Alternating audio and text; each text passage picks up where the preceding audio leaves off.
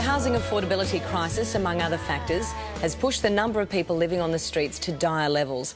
But far from accepting the situation, one inspirational Brisbane woman decided to help in a very practical way.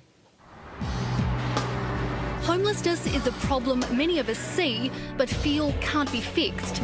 But young mum Jean Madden was determined to make a difference.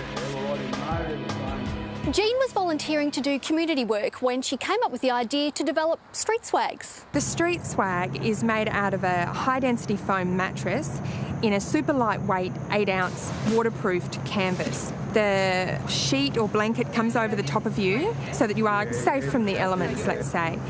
It then rolls down into itself to become a backpack or over-the-shoulder bag. And importantly, it doesn't look like bedding. Yeah, that's the way. There you go. That's the best thing, see? Real compact, and you can hide it. For the guys to be able to have these that keep them safe, dry, warm, and to be able to keep them with them is a brilliant concept. It's just the best idea I've come across. You've only got to look around here and see the guys. Everybody wants one. Last time we met, you actually made me a cup of coffee.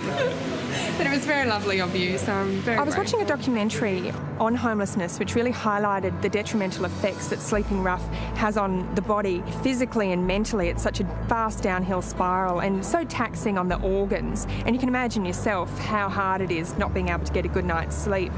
So I spoke to my husband about it and we decided we would do something about it. So it was the Monday morning that I woke up and just had this overwhelming sense of determination that I was going to do this. And my husband and I said, even if we have to sell the car, this is what we're going to do. Jean designed a prototype, but lacking the sewing skills, she needed some help from her mum.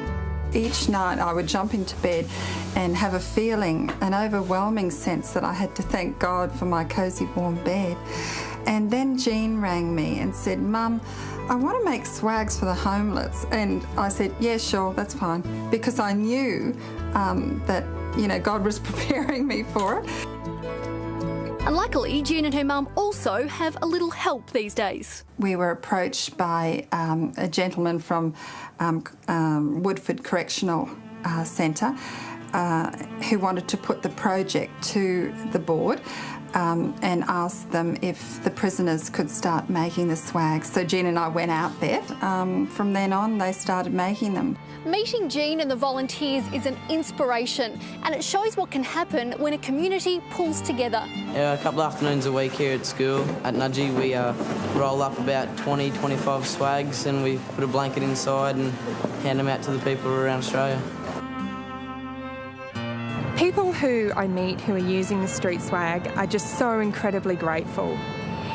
Grateful that someone cares, grateful that, you know, this iconic swaggy they can relate to, and it gives them a sense of confidence, purpose, dignity, all these things that are so important that so many of us take for granted.